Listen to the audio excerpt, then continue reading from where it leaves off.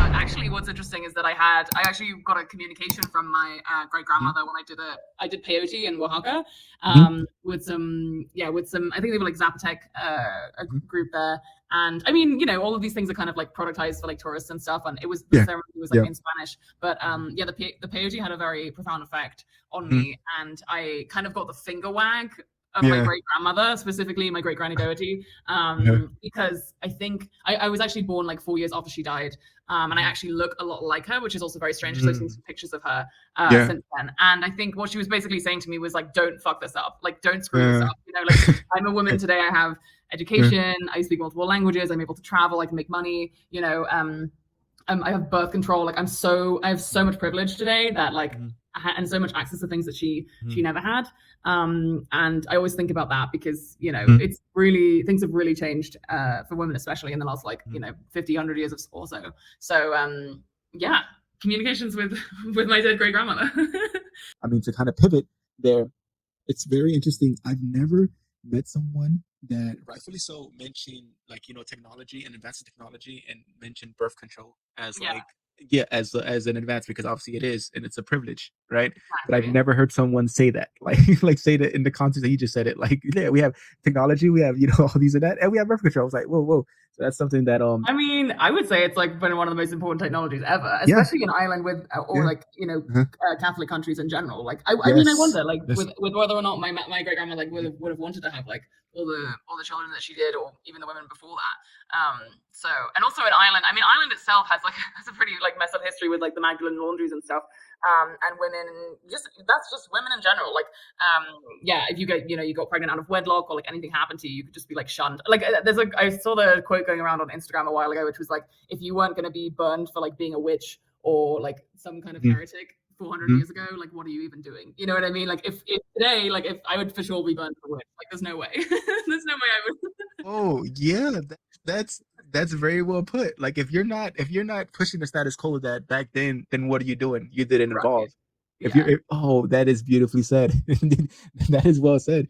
Yeah, because with the Catholic Church, obviously, I was raised in it because of colonization. Like my Mhm. parents there weren't directly involved in it, but even my dad, he doesn't go to church, to save his life. But even he knows that when it's time to baptize the kids, he has to go. Right? It's like he makes an appearance. Like even it's something that's ingrained because of how it was forced upon us. So I'm not familiar with how the Catholic Church has evolved into modern day, but like, are you familiar? Like, I'm not asking a rhetorical question here. Like, Yeah. what is the sense with Catholic people and like birth control Yeah, I actually think I in have modern one of my times close friends is speaking? Catholic, and also I would say relatively speaking, the Pope is pretty woke right now. Yeah. Hmm. Like he's actually denounced some specific leaders, I think in Texas, like who Yeah. were speaking out or like homophobic and transphobic. So and they've also been I think he's been a proponent of like gay marriage and stuff. So again, these are things that we kind of decided like 20 years ago we were going to do, but they are catching up there, I would say. I think also, at least with my friend, I think as far as like what Catholicism means to her, I think actually a lot of women are pro-choice in the fact that like you can still make your own decision about your own body. Mhm. And but maybe she personally would not make that decision for herself to like Yeah. have an abortion or something like that. So I think Mhm. people are adjusting definitely like to the modern day. Yeah. But that's at the broader level. And Yeah. TBD, there's always going to be some leader in Texas who's like not okay Yeah. with people Yeah. having or Or the whatever it Bible is. Belt. So, Yeah, because I'm from yeah. the U.S. South, so like we're close. I mean, I don't know if Florida technically is the Bible Belt, but Northern Florida is. So like definitely, I see some of that influence there. So Yeah. to pivot there, you mentioned that you went viral for your birth control take, and I missed it, so I'm all ears. Like, what was that about? Oh yeah, so this was about 6 7 years ago. I got an IUD, so hormonal IUD, which is like it's actually kind of a painful procedure for people to get. So Mhm. my TikTok was about the procedure and then what Mhm. my life has been like after that. Okay. So the procedure is they stick like a small plastic kind of T-shaped device into your uterus. So they like strap you down in the gynecologist, And then after that, you basically, you have some small adjustments and stuff. But the main benefit that it's afforded me is having very light periods. So actually, it has a small amount of hormones in it that are localized, and so it stops you from having like bleeding and also pain. And it's also very effective and lasts. The one that I have lasts for it was going to last for 5 years, and now they've done all this extra research. So now it's like every year I check back in, I'm like, oh, maybe I should get it replaced. But they've adjused and like extended the lifespan of the Okay. IUD. So yeah, I would say again, best decision I ever made, like Mhm. hands down. Mhm. Because I think I'm not sure like this is not the case for all women, but Mhm. especially a lot of women experience like pain with their period constantly and just a lot of symptoms. So it's just been a huge relief for me to not have to like pop a bunch of painkillers constantly, like for a couple Yeah. of days a month. So yeah, I speak openly about that because I think also the IUD gets a really bad rap. Like Mhm. there are millions of women who have this device all over the world, and it's very safe. And it doesn't affect your fertility, like anything like that. But the people that are happy with it are not necessarily the ones who are like outspoken about the fact that they like it. Whereas the people that have a bad experience are more Mhm. outspoken about that, obviously. But that also makes sense because in general, for all of these different devices, there's very little research or like statistics on misplacement, or it can get lodged in your uterus. Like a lot of Mhm. like side effects and bad things can happen to you. And so, but we don't have any like general statistics on that, or when they Yeah. tell you, they don't tell you that in the doctor. So I'm an advocate for more research and like statistics on how many Mhm. people have these complications happen to them.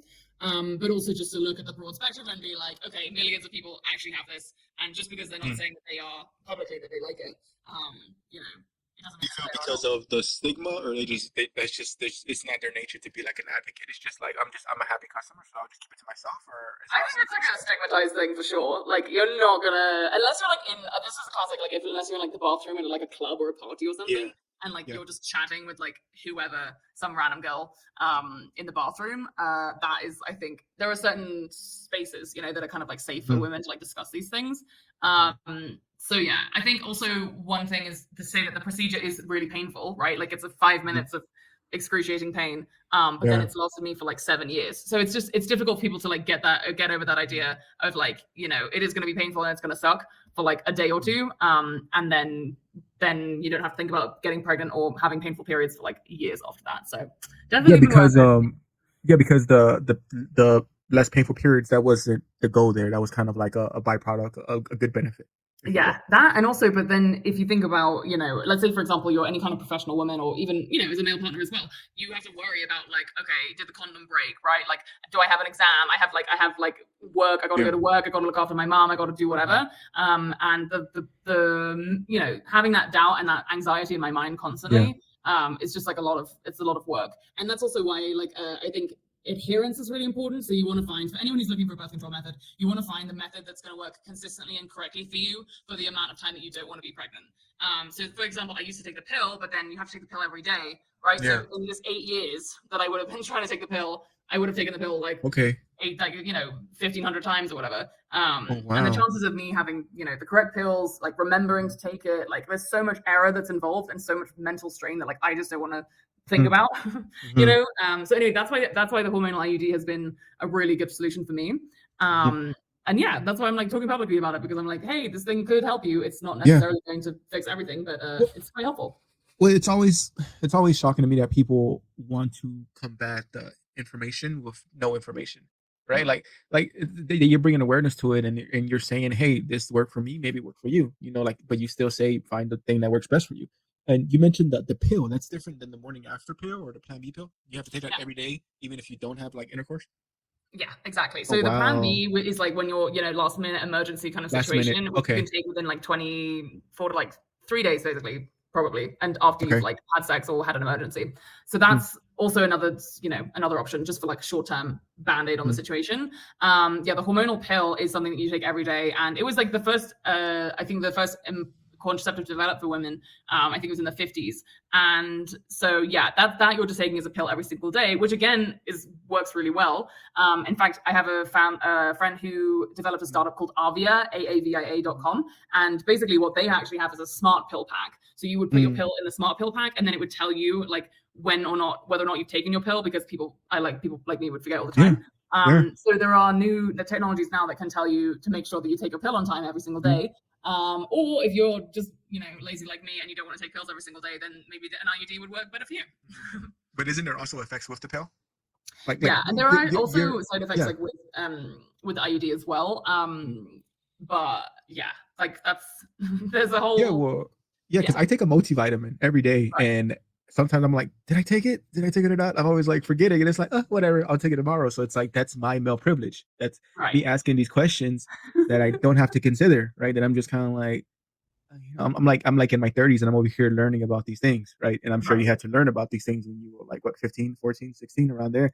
It's Exactly. insane. That's double, twice. That's something to me that's it leaves me shocked. And once again, I'm always baffled how men want to put themselves in this conversation, right? If anything, it's like bolster the voices, bolster the opinions, but why put yourself in the middle of this, right? Yeah, It's I always think befuddles me. these conversations do affect men as well, though. It's like, Mhm. and I think especially men today, who are emotionally intelligent and want to understand and have Mhm. a good experience with their partners. Like, Yep. they want to understand how these things work and like how they can maybe go to the doctor or whatever with their partner if they need to get birth control. Mhm. So yeah, I think these conversations are really important. I would just say exactly on that same level, which is that like if you have this male privilege and you're like you have zero cognitive load, right? Like you are not Mhm. thinking every day, how do I not get pregnant? Then Yeah. why should I, as a woman, be thinking that if I get an IUD, I Yeah. can not think about getting pregnant for like 8 years or Yeah. however long I have it. So at least for me, like it's been a great Yeah. way to beat biology in a Yeah. sense, Yeah. Yeah.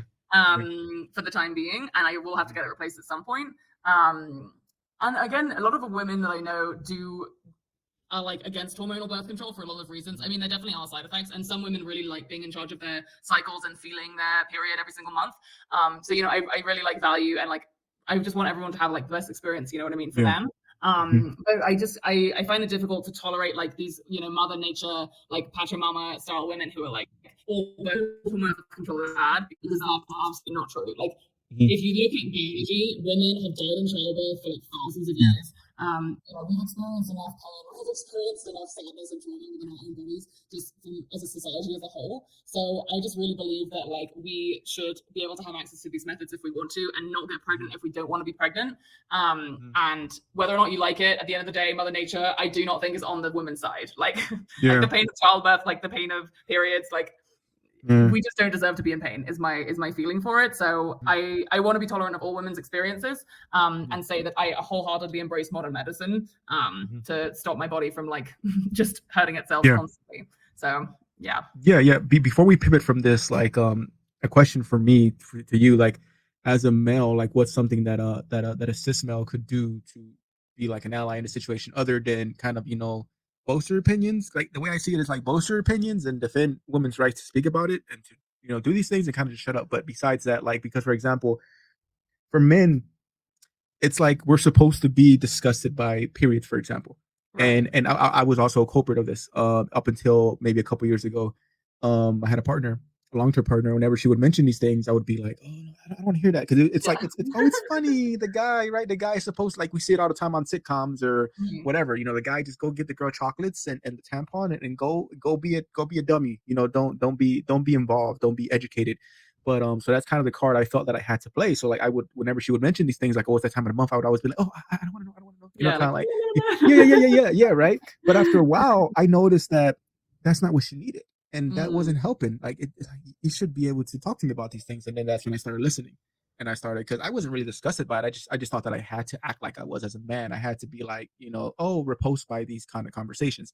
yeah. But then once we had the conversations and I actually was informed about okay, what does happen when this is happening, right? When okay, oh okay, PMS, oh okay, then this happens. Oh, what about this? And then I started asking questions, because I always see little memes about, for example, weightlifting. Like, how does that affect weightlifting? It makes you stronger, so and so. And like, I would actually be inquisitive and ask for questions about these things, apart from the actual in and outs of, quote unquote, the period, right? So and I felt that at that point I was being a true ally rather than just being like, I don't want to hear it. I support you, I love you, but I don't want to hear it. I feel like that Mhm. was a weak way out. Yeah. So as a male, like what's something that the modern day uh male can do to really be an Yeah. ally?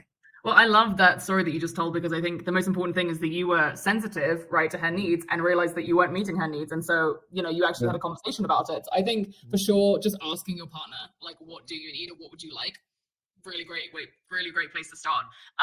The other one that I can think of, there's a couple other things. So, on the big picture, Actually, what's interesting is only in 4 countries in the world do more men have vasectomies in a partnership than women get hysterectomies. So basically, if you decide as a partnership that you're no longer interested in having children, it's actually a very getting a vasectomy for men, as in like sterilization, is like it can be temporary, like you can reverse it, and also it's a way more simple procedure for a man to get a vasectomy than it is for a woman to get a hysterectomy. So if you are like married, such in a long-term partnership, and you do not want to have kids anymore, maybe consider the man getting a vasectomy as opposed to the woman getting a hysterectomy.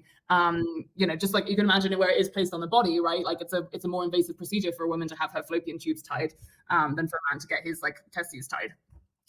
So anyway, that is one interesting statistic and summary there. And again, it's like, why are we as women putting ourselves through extra Yeah. amounts of pain and like taking the brunt of that pain when like our partners might be just as open to getting sterilized as we are? So that's one thing that men can do is get more vasectomies. And yeah, I would say like actually that's a whole area that I want to write more about is helping like female partners on their periods. But something that like I could imagine like is your like favorite beverage or like you're doing something sweet for that person like during their period, maybe on a specific day, and just taking like extra time and space. I would say like one thing that I still feel a lot like, especially on the first day of my period, is this kind of like irritability where you don't want the person, but you are also like desperate and craving their love at the same Yeah. time. So you're kind Yeah. of like in this, you're kind of in this like Yeah. conundrum where you're like, Yeah. I'm so grumpy, like, but I also don't, but I also want this person to like be here, Yeah. but I'm also like wanting to go at the same time. Be there, but don't be like hovering. Don't be like hovering. Like, oh, don't be overly attentive either. Like, I get it. You got to kind of, and if it's your partner, you should be able to read the vibe. Obviously. Right. So I think like any efforts that you can make to be emotionally intelligent as a man, I think is like super important. And that's great and really nice. And also, as you mentioned, like sure, having period products in your house. And also I think like, for example, if you're deciding or helping her choose like what kind of birth control she wants to get, like being there, maybe going to the doctor with her, like being involved in that decision if you want to be, because I think feeling supported in that decision can be really nice. Because I mean, that's actually part of my the story in my book as well, when my main character actually goes to the doctor to get birth control. She's like fully alone, like she's 14, 15 years old, like going to get birth control for the first time, and that I think can be such a lonely experience. So I mean, you're not going to be getting the IUD yourself, you know what I mean? You're not going to be going through any of the painful procedures, but as much as you can, like being there physically, I think is a really nice way to show support. So yeah. Yeah, that's something that I had to learn, I guess, the hard way. Like, luckily, it wasn't like at such a detrimental impasse. It wasn't like it was just something that I had to kind of be like, oh, like, being the dummy, clumsy boyfriend that, oh, I don't want to know about this, right? Like, I'm gonna go watch my football match, and you handle that, right? That wasn't what was really required. I wasn't really fulfilling that need. You know what I mean? So Yeah. that's something that is interesting to me, like how these conversations can lead, and it's all about having information.